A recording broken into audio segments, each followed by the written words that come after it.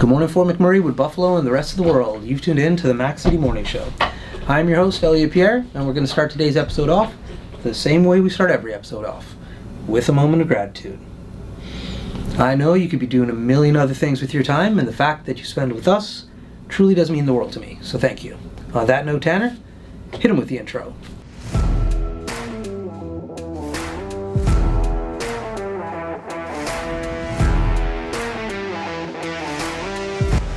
Hey, it's Keith Simpson here. I'm the General Manager of Norel Toyota, soon to be Fort McMurray Toyota. Pretty excited for our new dealership. We're here to take care of you. Come on down and be part of our family. And we are back. Big shout out to our title sponsor, Norel Toyota. We really do appreciate your ongoing support. As everybody knows, I do not introduce my guests because they could do a better job of that than myself. So can you please tell everybody at home who you are and what you're about? Hi, I'm Christine Kindopp. I'm a Fort McMurray resident, currently running for Ward 1 Council and for the RMWB election. I'm originally from the Northwest Territories. My family is from Fort Chip, and I'm also a member of the Athabasca Chippewa First Nation. There we go. Wild. So, all of that being said, why have you decided in your life right now that running for council is important? I truly believe that First Nation representation on the City Council is definitely one that is needed there because of the lack of representation of, we have Ward 1, Ward 2, Ward 3, and Ward 4. We have First Nation representation on Ward 2, and then we have it on Ward 4. But Ward 1 is the biggest ward within Fort McMurray. There's no Indigenous representation there. We are surrounded by multiple nations, First Nation, Métis Nation. We're surrounded by that. It's important that we do have that representation so there's somebody there that could speak on their behalf. Truth and reconciliation is a big one. So if we're still educating people and people are still learning to work with First Nation people. There's the procurement policy, the Indigenous procurement policy is just being introduced, but that's been talked about for multiple years now and there's nothing really pushing it forward. So having an Indigenous representation on Ward 1, we're able to make sure that the focus is there. The right people are being represented and the voices are being heard. There's tons of First Nation businesses around Fort McMurray, and that is part of the backbone of Fort McMurray. So if we don't have representation, we're still going to struggle and we're still going to have to fight and we're still going to have those disagreements. What if we looked at a world where we're actually getting along and we're working together? And I truly believe having First Nation on Ward 1 will make that happen. There we go. So that's why you decided it was your time to run. Yeah, that and multiple reasons. I've raised my family here. I've met my husband here. Seeing all these small businesses suffer because we don't have anyone here to really fight for those people. So why, my questions are, and I keep asking my questions over and over in my head, why are we not supporting small businesses? Why does the Western procurement policy stand in front of all those small businesses? Why can't these small businesses turn into corporations where they're big enough now to be able to bid on jobs that they can't bid on because they're not making the same amount of money as a corporation? So why can't we, as a community, fight for those small business owners to be able to be successful instead of just handing them whatever it is that they need to be handed and then say, good luck, I wish you the best. Why does it have to be that way? There you go. Okay. So in regards to your background, Fort McMurray, you're talking about how you met your husband. Let's hear a little bit about your family. So my husband and I met, it's funny, we met in the Tim Hortons lineup when it was during the UE1 project, so the expansion project back in the day. And at that time, Fort McMurray was so busy that you couldn't go through the Tim Hortons drive-through because the lineup was so long. So your best bet was to go inside. But then again, that lineup was very long. Yeah. There was a guy standing in front of me, then there was me, then there was my the guy behind me, which ended up being my husband. Okay. So the guy in front of me kept pushing back, and I kept bumping into the guy behind me. Yeah. So I turned around and I apologized. I said, I'm so sorry, the guy in front of me keeps pushing back. Yeah. He's like, oh yeah, no, don't worry about it. So anyway, it was 20 people later that got their order. It was finally my turn to go up. Yeah. So I go in line on this side, and then it was his turn to go on this side. I was waiting for my order, he was waiting for his order. I was about to leave, and then he asked me for coffee. So I sat and had coffee with him, and we've literally been together ever since. Slick move. Yeah. A cheap first date. Yeah. I paid for my own coffee. Yeah, I love it. That's so cool. Yeah. Well, do you remember you guys' coffee orders? I had a large double, and he had an extra large triple. That's awesome. Yeah. Do you still drink that now? No, I don't. He does though. Yeah, he still drinks his, but I don't. I use sweetener now. Okay, there you go. No, that's a great story. No, that time in Fort McMurray was completely wild. Yeah. I don't know if a lot of people, like newcomers to Fort McMurray, don't remember how crazy that time was when doing simple things like getting coffee would take hours. It would. Yes. It took, I'm pretty sure it was maybe 45 minutes to 50 minutes to get that one double. Yeah. That's how long it took. Yeah. But when I moved here, I was only 18. I was only 18 at that time, and Timberley was just a bunch of sand dunes. It was just the hills of sand. It was nothing. There was nothing there. It only went as far as Dickensfield and Tower Road. Right. There was nothing over there at that time. Somebody's at the door, by the way. Yeah. Just pause that for 2 seconds. Just let this gentleman, let me... Hey man, we're just filming a podcast. Just grab a seat. Okay, sorry. Thanks man, no worries. Peace. There we go. Yeah, so Timberley was like nothing back then. Yeah, and a house in Dickensfield was only $250,000 at that time. Mm-hmm. And then within a 5-year growth that we had, they went from $250,000 to $500,000. Yeah.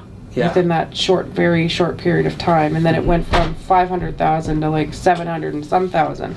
Yeah. So like I was here from the very, I wouldn't say from the very beginning, but I was here when it started to grow significantly, down to not as busy. And then all of a sudden there's like the fire, and then all of a sudden there's the flood, and then all of a sudden, we're here today. So I've experienced a lot in Fort McMurray.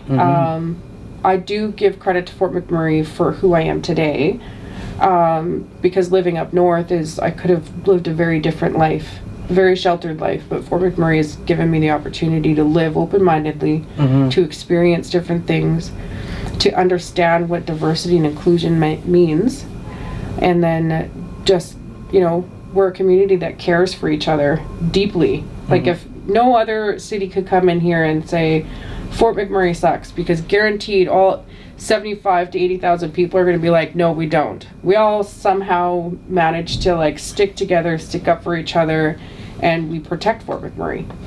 So that's the great thing about this place, is that we may bicker and fight with each other every now and then, but we still stick together no matter what. Yeah.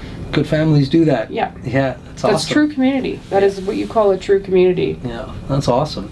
So prior to coming here at 18, where were you? I was in the Northwest Territories. My mom is from Fort Chipewyan, and my dad is from Manning, Peace River area. Okay. So I lived there. I went to school there. I grew up there. We grew up in a time where there were still Indian day schools at that time. There was still a lot of racism happening towards Indigenous people. So I grew up being told, don't tell anybody that you're Indigenous. And it wasn't even Indigenous at that time. It was Native. Don't tell anybody you're Native. Or it was very different growing up there. Very sheltered, very isolated. One store, played a lot of hockey, played a lot of volleyball, played a lot of sports there, but that was pretty much all that there was to do back then. The winters were very cold. But then I moved out of there at 18 and came here, and yeah, that was a shocker. I thought Fort McMurray was the biggest city in the world. Yeah, no doubt. Yeah. Yeah. It's funny when people came, I was a recruiter back then, so I would hire literally thousands of people to come to Fort McMurray. And some people looked upon Fort McMurray as like, oh my God, if I hired somebody from Toronto, for example, they'd be like, oh, it's so small here. But sometimes I would hire individuals from like northern communities, or especially from the East Coast. They're smaller, like not everybody's from St. John's, you know? And they'd come here and be like, this is a huge city. Yeah. And I thought, like, what an interesting perspective. Or people from up north, they would come and like, we'd be cold and it would be winter, and they would be like, oh no, in their lighter jackets, you know? Yeah. So, yeah, so you thought Fort McMurray was huge when you came. I did. I love may it. as well have called it Toronto back then, because I thought it was huge. Like I never lived in a city before. I came from a community of 2,500 people, so, or maybe it may have been even less than that at that time, but yeah, it was very different for me. Yeah, no doubt. Yep. And so, coming to Fort McMurray from where you came at that time and seeing the growth, what have you seen in the community? Like, what has really been like, whoa, this is substantial, I can't believe it's kind of here? I would have to say anything that has to do with the kids. Back in the day, we never really used to have anything to do for kids to do here. And today it's grown significantly. So the amount of things that families can do here now as opposed to back in the day is very different. Mac Island wasn't Mac Island. It was just a tiny little facility, you know, and then we also had I can't remember what it's called. It used to be in Thickwood. It's closed now. It used to be a gym part of the school. The YMCA. The Y? Yes, the YMCA. We used to have that, and that was, you know, often down more than it was up. But we had that, but that was all we had here. Yeah. There wasn't really any other programs or services or anything like that. If a concert came here, that concert was crowded because it was like, oh my God, we have a concert in Fort Mac. Or we would have Blueberry Festival. Blueberry Festival back in the day was a huge thing. Our family used to put in a family baseball team, and they would come from all over the place just to play in the Blueberry baseball tournament. And then we had the rides, and the rides were a huge thing for us because we didn't really have anything else, right? Yeah. And then now we have rides come here so often now. We have concerts all the time. There's events that are happening for kids. Like Mac Island is a great place for that. Like there's always something going on there now. For families, and even like the daycare, childcare here. Like childcare used to go from like, we used to worry like, oh my God, like where are we gonna find daycare? Like everything is full, like everything has got a wait list, and now we're just living life normally and as if, you know, back in the day didn't happen. Yeah. It's a tremendous amount of growth and stability that has taken a lot of time to get. Yeah. There's no doubt about that. But yeah, it's been cool to see it. He's about, okay, well, Tanner just tapped his phone. That means he's ready with his questions for the Mac City Minute. These are brought to you by Carrie and Patchouli Rose. Tanner, hit me with the Mac City Minute. All right, question number 1 for you. As a Canadian, what is one thing we do you wish the rest of the world would? That's a good question. That's a very open-ended question. Most of my questions are. What would Kate, can you repeat that again? As a Canadian, what is one thing we do as a country you wish the rest of the world would? I would have to say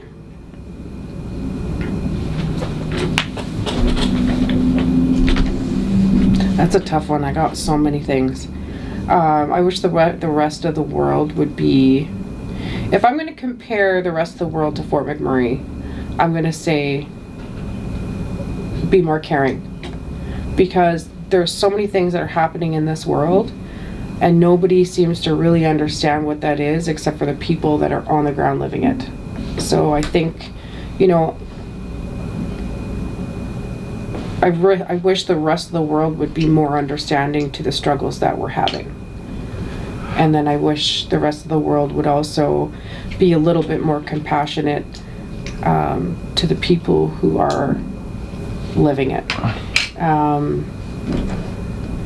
But if we're talking about, having facilities or, doctors or more doctors or whatever the case may be, like, that is a struggle that's going against the whole world, and we're all feeling that. But when it comes down to people, I think it's the care and the compassion. All right, question number 2.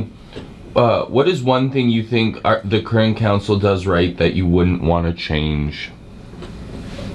That is also a really good question. I think what they're doing right now, I think, is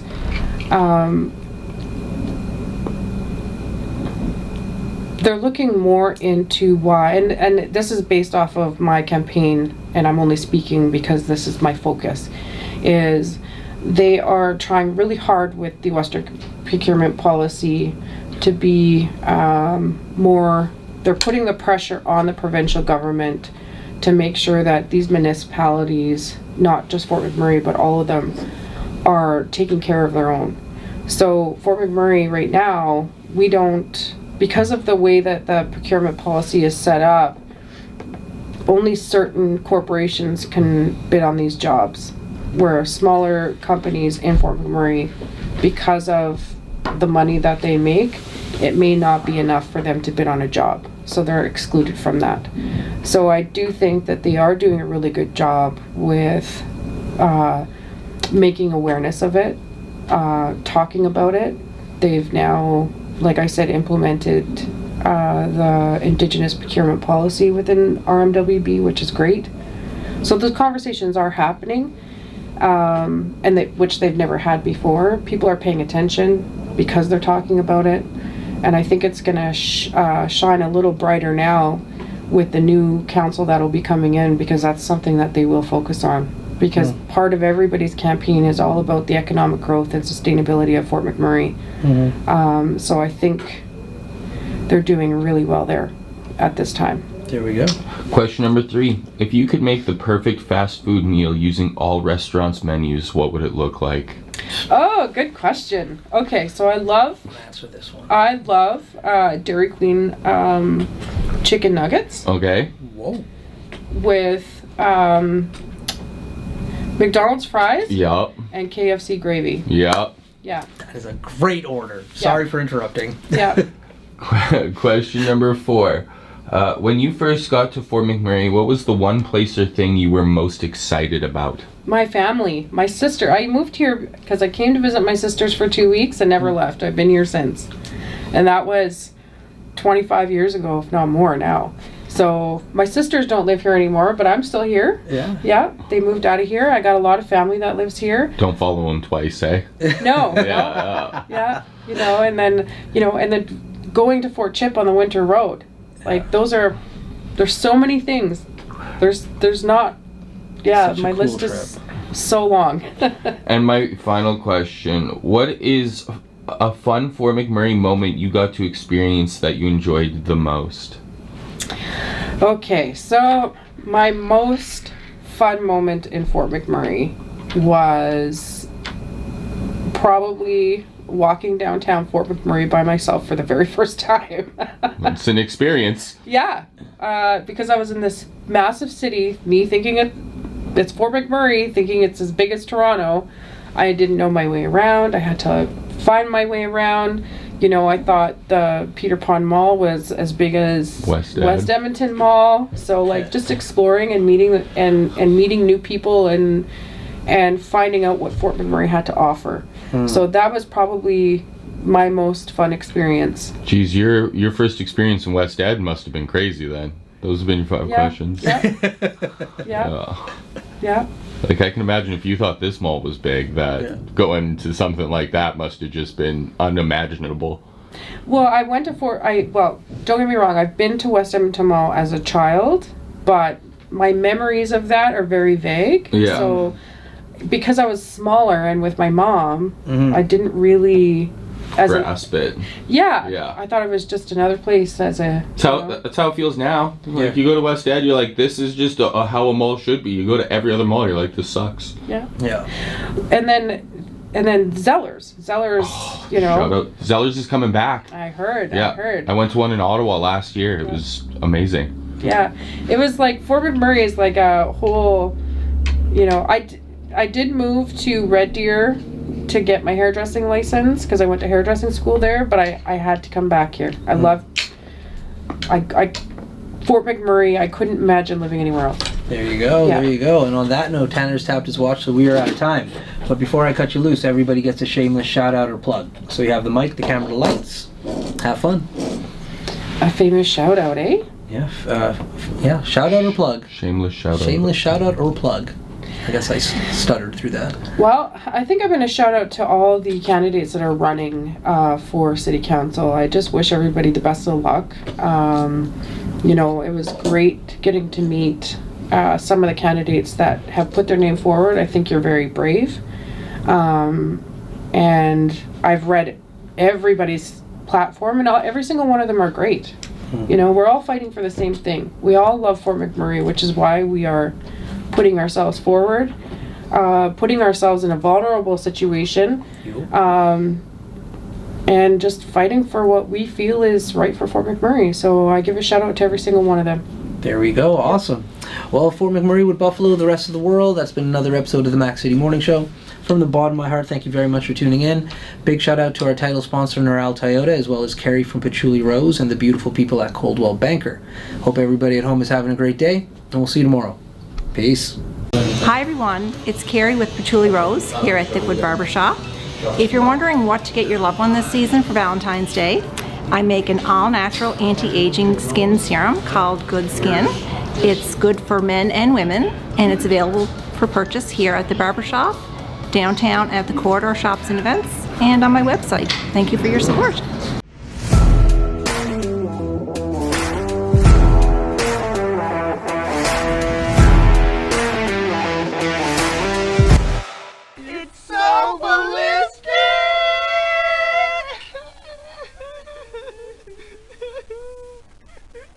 Talk about quenching your ugly thirst.